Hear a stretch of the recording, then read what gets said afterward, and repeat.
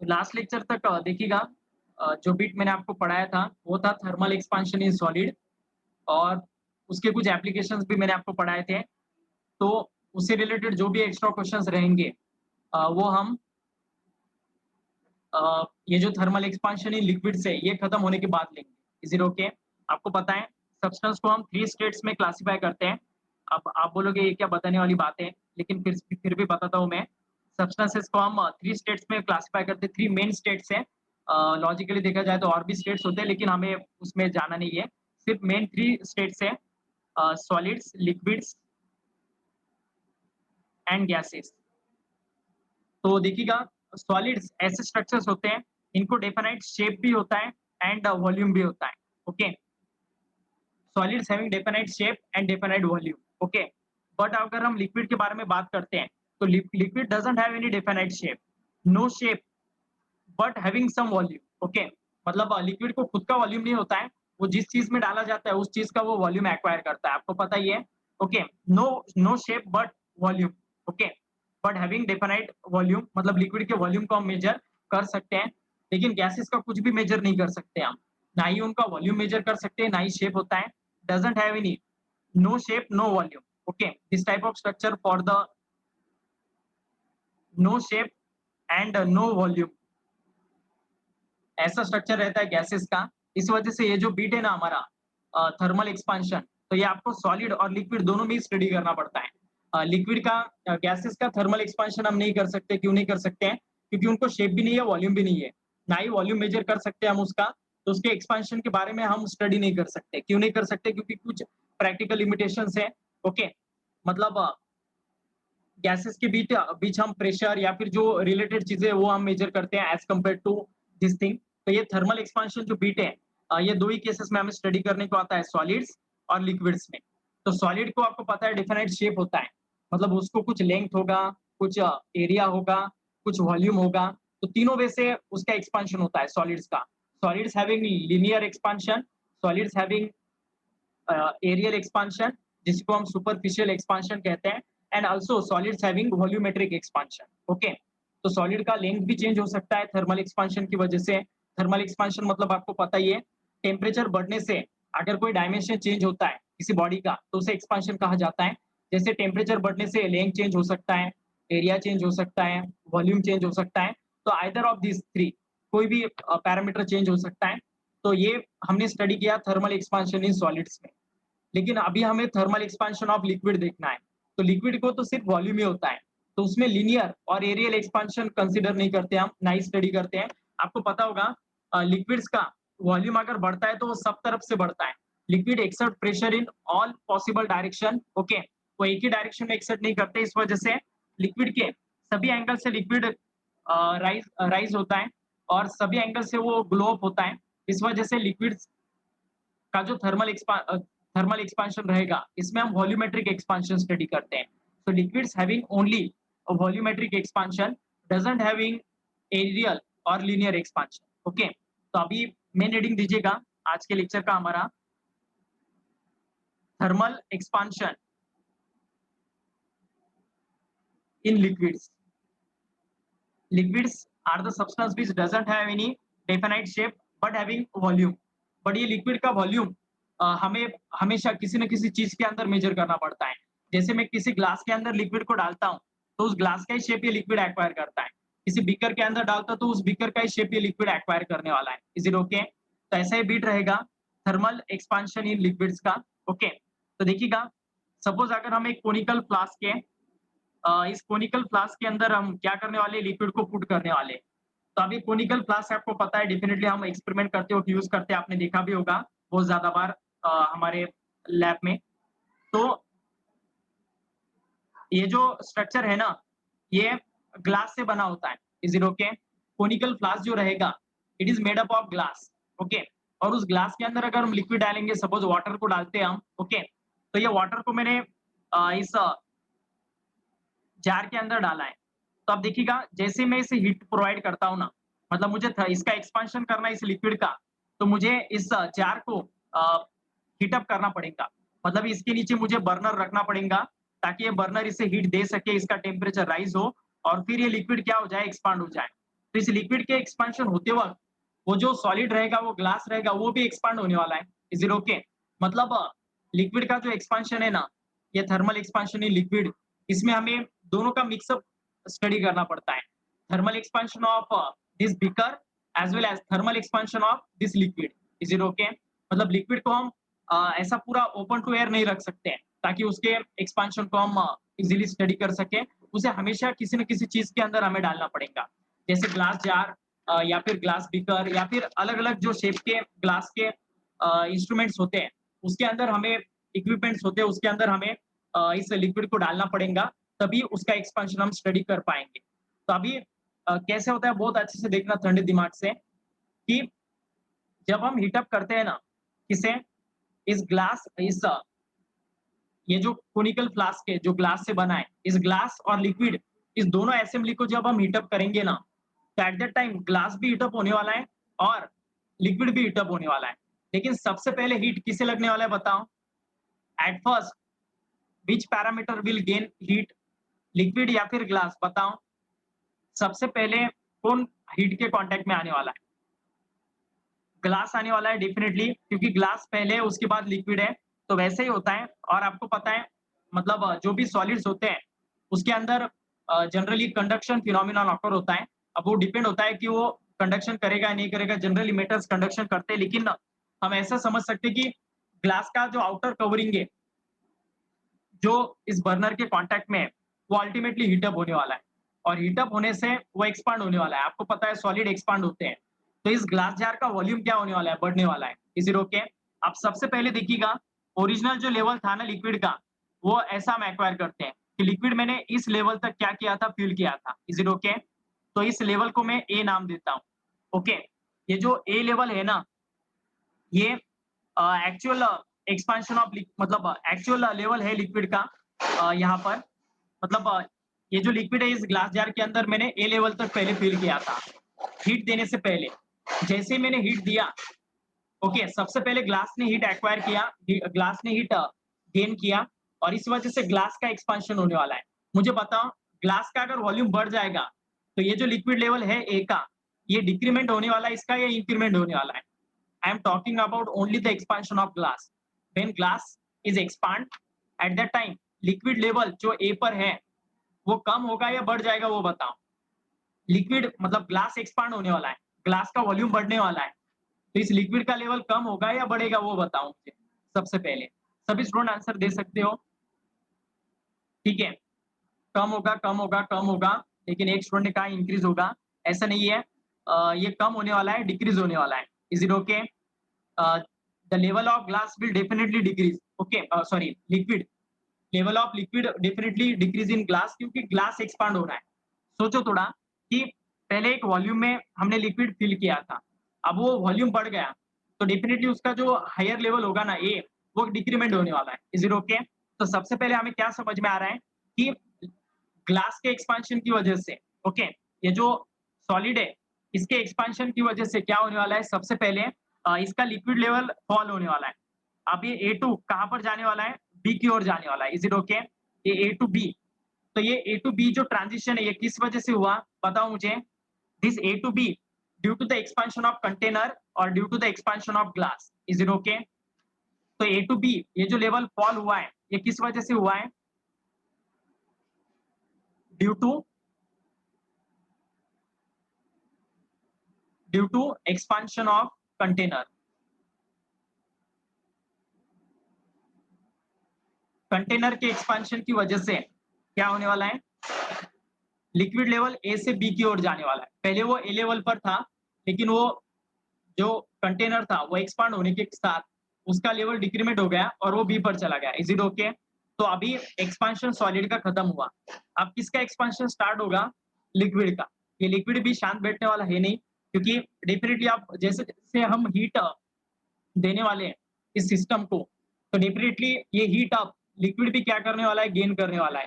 Liquid भी क्या करने वाला है? एब्जॉर्ब करने वाला है। और अब यहाँ से लिक्विड का एक्सपांशन स्टार्ट होगा। माइक ऑफ करो।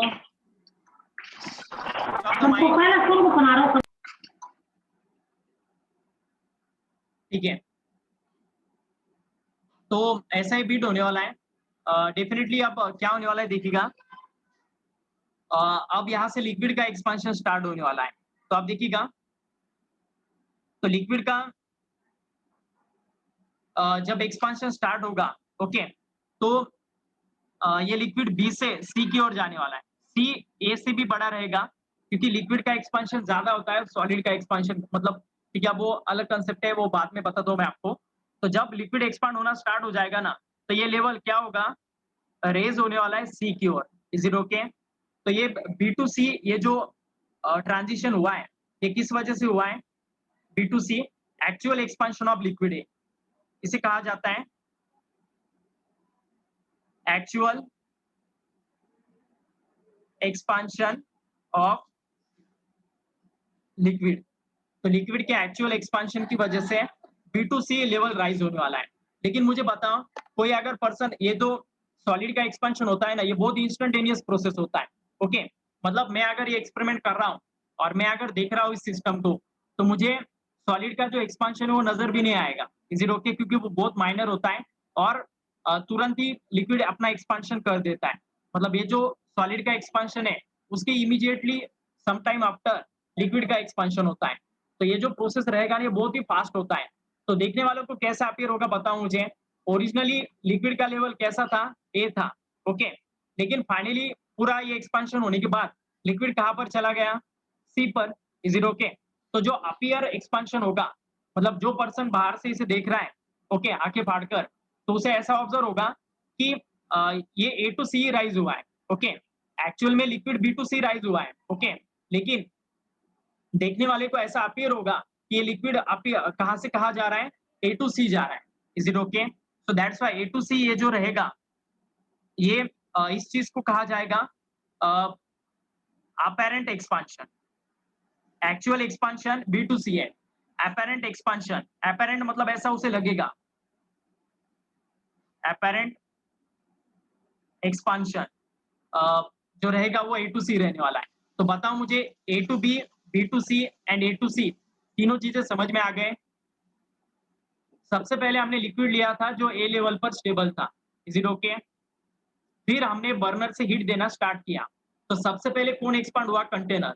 कंटेनर एक्सपांड होने से लिक्विड का लेवल डिक्रीमेंट हुआ, लिक्विड का लेवल डिक्रीज हुआ, फॉल हुआ, ओके। और वो फिर लिक्विड कहां पर चला गया? A to B. तो ये ए टू बी मैंने क्या लिखा है? Due to the expansion of container, due to the expansion of container liquid level falls to B. Is it okay? A to B. Is it okay? फिर liquid ने heat gain किया और फिर उसने अपना एक्सपांशन करना स्टार्ट कर दिया। तो लिक्विड का एक्सपांशन सॉलिड से ज्यादा होता है, याद रखना। और इस वजह से क्या हुआ, जो लिक्विड लेवल फॉल हुआ था ना बी पर, तो वहां से फिर लिक्विड ने रेज होना स्टार्ट हुआ और वो फिर चला गया सी पर। तो बी टू सी ये जो एक्सपांशन होगा, ये एक्सपांशन एक्चुअल एक्सपांशन है लिक्विड का। Is it okay? और अगर हम पूरा प्रोसेस ऑब्जर्व करेंगे, तो इनिशियली ये लिक्विड ए लेवल पर था और ये पूरा सभी, मतलब सॉलिड का भी एक्सपांशन हुआ, लिक्विड का भी एक्सपांशन हुआ। तो फाइनली लिक्विड कहां पर जाकर स्टेडी होने वाला है? सी पर। तो देखने वाले पर्सन को क्या अपियर होगा कि इनिशियली वो ए पर था और फाइनली सी पर गया। तो जो अपियरेंट एक्सपांशन होगा वो क्या होने वाला है? ए टू सी होने वाला है। Is it okay? A to C is the apparent expansion, b to c is the actual expansion, and a to b is decrement due to the expansion of solid. Is it okay? I hope you understand this concept very well. Give me the reply fast. This concept is clear to all of you? Okay, ठीक है, सभी को समझ में आ गया? पक्का समझ में आ गया? ओके, तो ऐसा ये कंसेप्ट है, मतलब कंसेप्ट समझ में आ गया तो इसके ऊपर क्वेश्चन डील करना या फिर फॉर्मूले निकालना वो आसान है। लेकिन ये पहले कंसेप्ट समझ में आने को होना, ओके, इस वजह से। ठीक है, तो अभी हम नेक्स्ट बिट की ओर प्रोसीड करते हैं। अब इससे रिलेटेड ये जो एक्सपांशन है, ये निकालने के लिए आपको फॉर्मुलेज पूछे जाते हैं, तो उन फॉर्मुलेज के साथ हम डील करेंगे। आप तो देखिएगा अब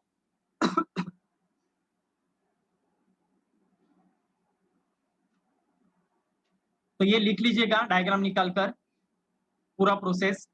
सबसे पहले कंटेनर एक्सपांड होता है और लिक्विड लेवल फॉल होता है ए टू बी, फिर लेटर लिक्विड एक्सपांड होता है और लिक्विड लेवल रेज होने वाला है बी टू सी में। ओके, लेकिन देखने वाले को ऐसा अपीयर होगा कि ये बी टू सी एक्सपांशन होने वाला है। ओके, तो बताओ मुझे, क्या हम ऐसा लिख सकते हैं? Can I write like this? Tell me yes और नो। बी टू सी ये जो रहेगा, ये किसका एडिशन रहेगा बताओ? बी टू सी ये किसका एडिशन रहने वाला है? A to B plus B to C. Is it okay? Can I write like this?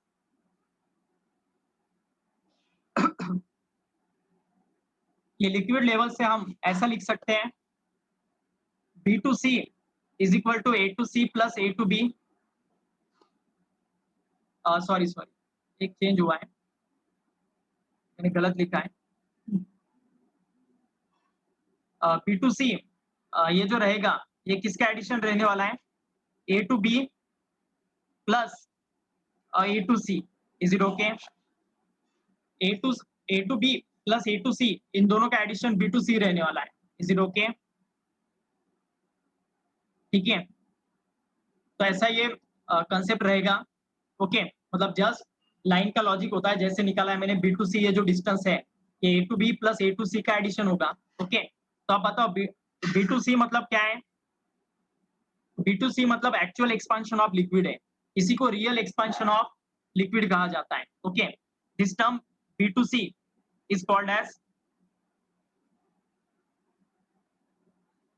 Real expansion of liquid. उसके बाद ए टू बी देखिएगा क्या रहेगा, अपेरेंट। ए टू बी मैंने आपको कहा था due to the expansion of container है। ओके, और ए टू सी मतलब अपेरेंट एक्सपांशन है। Is it okay? तो ए टू सी मतलब अपेरेंट एक्सपांशन ऑफ लिक्विड रहेगा।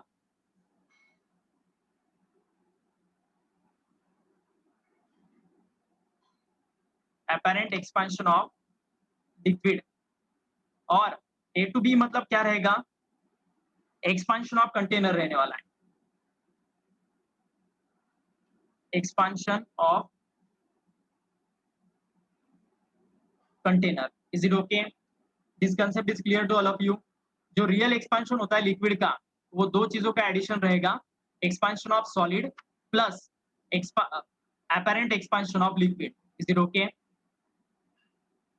तो इस वजह से ये बीट रहने वाला है। अब देखिएगा इन सभी चीजों को हम कैसे इंडिकेट करने वाले हैं। आपको पता है अभी ये वॉल्यूमेट्रिक एक्सपांशन है, तो मुझे बताओ वॉल्यूमेट्रिक एक्सपांशन का जो कोएफिशिएंट है वो हम किस सिंबल से इंडिकेट करते हैं? सॉलिड में मैंने आपको तीन कोएफिशिएंट बताए थे, alpha beta gamma. Okay, alpha मतलब लीनियर एक्सपांशन था, बीटा मतलब एरियल एक्सपांशन था, और गामा मतलब क्या था बोलो बच्चों?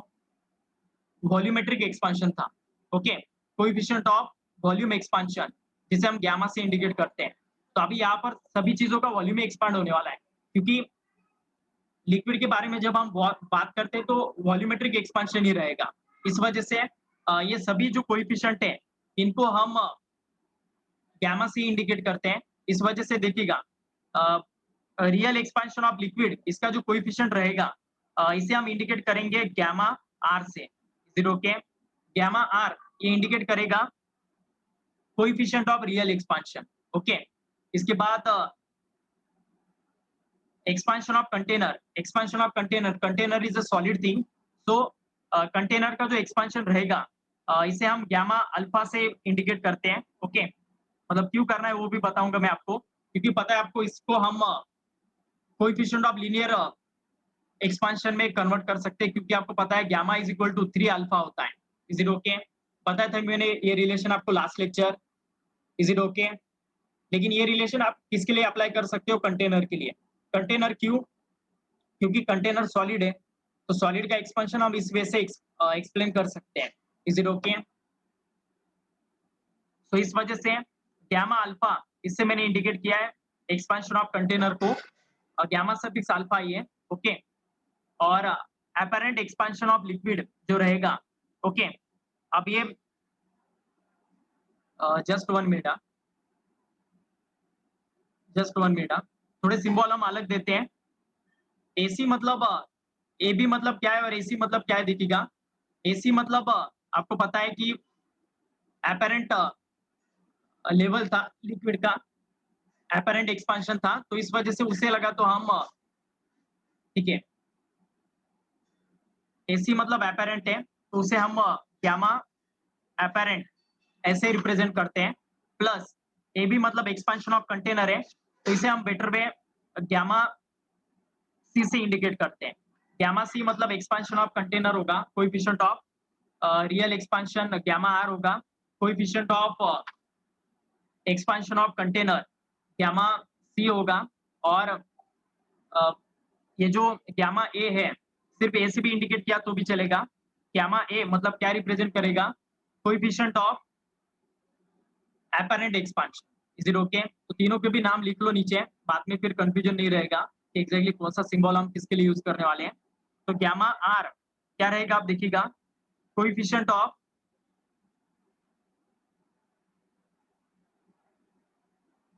Of real expansion. उसके बाद देखिएगा गामा ए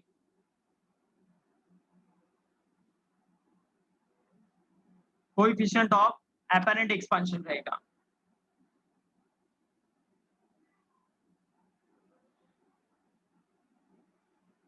और गामा सी जो रहेगा, coefficient of expansion of container रहेगा।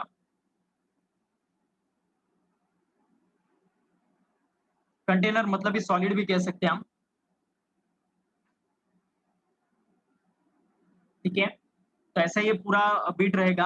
अब इनके वॉल्यूम मतलब इनके फॉर्मूलेस भी बहुत इंपॉर्टेंट हैं। मुझे याद करके बताओ, लास्ट लेक्चर जो फॉर्मूला बताया था मैंने आपको, ऐसा कुछ फॉर्मूला बताया होगा वॉल्यूमेट्रिक एक्सपांशन का, याद करो। V2 is equal to, V2 मतलब volume at a temperature T2 रहेगा। V2 is equal to V1 in bracket 1 plus alpha into delta T होगा। Is it okay? V2 is equal to V1 in bracket 1 plus alpha into delta T होगा। तो ये V1 को अगर हम अंदर multiply करते हैं, V1 मतलब previous volume at a temperature T1, और V2 मतलब फाइनल वॉल्यूम रहेगा at a temperature T2। Okay, तो V1 को अंदर मल्टीप्लाई करते हैं, तो V1 plus V1 into alpha into delta T रहेगा। Is it okay? Is equal to V2, फिर ये V1 उधर जाके माइनस होगा, तो V2 minus V1 is equal to V1 into alpha into delta T रहेगा। Is it okay? तो V2 minus V1 को ही क्या हम चेंज इन वॉल्यूम लिख सकते हैं बच्चों? Can I write like this? Yes और नो? V2 माइनस V1 मतलब भी final volume minus initial volume है। ओके, तो क्या हम इसे, ठीक है, यहाँ पर है ना अल्फा नहीं रहेगा, एक ही मैंने मिस्टेक कर दिया, ये अल्फा नहीं रहेगा, यहाँ पर गामा रहेगा। आपको पता है coefficient of volumetric expansion gamma रहता है, तो यहाँ पर ये गामा रहेगा। Is it okay? Alpha linear coefficient है, तो गामा हम लिखेंगे यहाँ पर। ओके, तो देखिएगा फिर क्या आ गया फाइनल आंसर, ये अल्फा की जगह गामा करना है हमें। Is it okay? आर जैसा निकालना गामा। तो अब इससे हमें ये पता चला कि चेंज इन वॉल्यूम का आंसर क्या आएगा? Change in volume is equal to original volume, okay, into gamma into delta T रहेगा। Is it okay? तो ये गामा इसके लिए हम यूज कर सकते हैं एक्सपांशन ऑफ कंटेनर। तो एक्सपांशन ऑफ कंटेनर हम इस फॉर्मूले से निकाल सकते हैं, change in volume upon original volume, okay, into delta T. Is it okay? तो इससे आप कंटेनर का एक्सपांशन निकाल सकते हो। Is it okay? कुछ दिक्कत अब इसमें समझ में आ गया यहाँ तक? गामा सी ये जो फैक्टर रहेगा coefficient of expansion of container, ये हम कैसे निकालेंगे? Change in volume upon original volume into delta T. Is it okay? लेकिन ये चेंज इन वॉल्यूम किसका रहेगा? कंटेनर का। Is it okay? मार्क करना यहाँ पर, this the change in volume for container, क्योंकि हम ये कोएफिशिएंट किसका ले रहे हैं? कंटेनर का। ओके, चेंज इन वॉल्यूम लगा तो लिख लो, ये डेल्टा वी जो रहेगा इस फॉर्मूले में, ये क्या रिप्रेजेंट करेगा? Change in volume of container.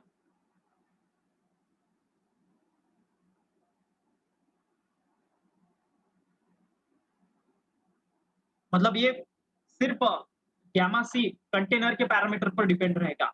Okay, gamma ए और गामा आर ये लिक्विड के चेंज इन वॉल्यूम पर डिपेंड रहेंगे। यहाँ पर आपको पता होगा वॉल्यूम कंटेनर का भी चेंज हो रहा है, लिक्विड का भी चेंज हो रहा है। ओके, तो कंटेनर के वॉल्यूम चेंज होने से जो कोएफिशिएंट जनरेट होगा उसे हम coefficient of expansion of container कहने वाले हैं। और अब ये जो coefficient of apparent expansion, coefficient of real expansion, ये जो चीज है ना, ये दोनों भी लिक्विड के चेंज इन वॉल्यूम से डील करने वाले हैं। तो मुझे सोच समझ कर बताओ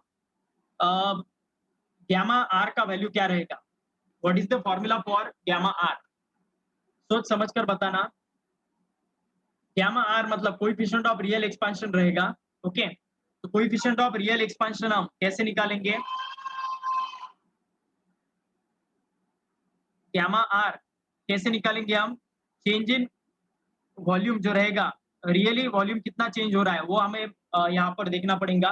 change in real volume upon change in real volume upon original volume into delta T रहेगा। तो इस फॉर्मूले से आप कोएफिशिएंट ऑफ रियल एक्सपेंशन निकाल सकते हो। Coefficient of real expansion is equal to change in real volume upon original volume into delta T रहेगा। उसी वजह से गामा ए का वैल्यू क्या रहेगा बताओ? गामा ए मतलब कोएफिशिएंट ऑफ एपरेंट एक्सपेंशन रहेगा और इसका फॉर्मूला क्या आएगा बच्चों? Change in apparent volume, change in apparent volume upon original volume into delta T रहेगा। Is it okay? अब ये जो change in apparent volume and change in real volume है ना, ये दोनों चीजें किसके लिए रिलेटेड रहने वाली है? लिक्विड के। और ये जो ऊपर था ना gamma C is equal to delta V divided by V into delta T, तो फिर ये कंटेनर से रिलेटेड पैरामीटर रहेंगे। सिर्फ आपको इतना याद रखना है। Is it okay? ये तीनों चीजें अगर समझ में आ गई तो आप इससे रिलेटेड कोई भी न्यूमेरिकल को सॉल्व कर सकते हैं। ओके, और वी मतलब ओरिजिनल वॉल्यूम रहेगा लिक्विड का, यहाँ पर ओरिजिनल वॉल्यूम ऑफ लिक्विड, और ये जो वी है ये ओरिजिनल वॉल्यूम ऑफ कंटेनर रहेगा। Is it okay? Is it okay? सभी कंफर्मेशन दीजिएगा। समझने के लिए मैंने आपको बोला ही था कि थोड़ा ये अलग चीज है, लेकिन आप अगर पहले से ही कनेक्टेड हो इस कंसेप्ट से, जैसे मैंने आपको पहले लिक्विड के लेवल के बारे में बताया, उसके बाद फिर मैंने उनके कोएफिशिएंट का रिलेशन ढूंढा, फिर उस रिलेशन से उनके फॉर्मूलेस बनाए। Is it okay? तो पूरा लिंक प्रोसेस है। पहला कंसेप्ट समझ में आएगा तो दूसरा आएगा, दूसरा आएगा तो तीसरा आएगा। Is it okay? तो स्लोली स्लोली हमें प्रोसीड करना पड़ेगा।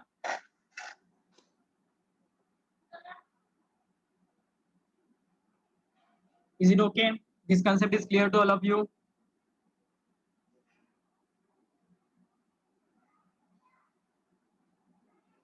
वाटर एंड ग्लास का सेम वॉल्यूम होगा क्या? अब ये डिपेंड करेगा ना कि आपने उस लिक्विड को फुल्ली फिल किया है क्या। Is it okay? अगर आप उस लिक्विड को कट टू कट अगर फिल करते हो उस कंटेनर में, तो डेफिनेटली कंटेनर का वॉल्यूम और उस लिक्विड का वॉल्यूम सेम होगा। Is it okay? लेकिन अगर आपने थोड़ा भी अगर उसमें लेवल थोड़ा कम है, पूरा फिल नहीं किया है, तो फिर डेफिनेटली उनका वॉल्यूम सेम नहीं रहेगा। Is it okay?